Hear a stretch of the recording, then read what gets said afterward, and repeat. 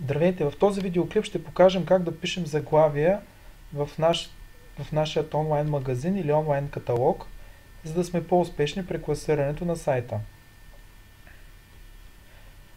За целта сме отворили два продукта, които сме публикували в онлайн магазина преди известно време, за да може тези продукти да се индексират от Google. И сега нека да проверим резултата в класирането.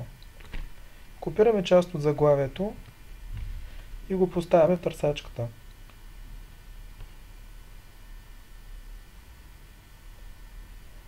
Виждате, продукта се класира на първо място по своето заглавие.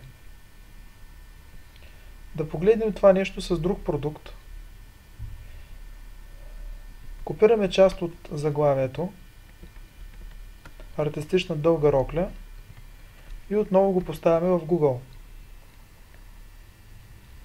Виждате, продуктът се отваря на първо място. На второ място е класиран на категорията, където той е споменат.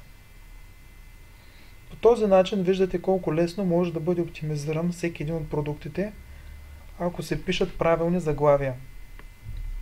В този случай дори не сме се постарали да напишем и каквото и да било описание за този продукт. Има качени само няколко снимки и заглавие. В този случай Google класира продукта само по заглавие.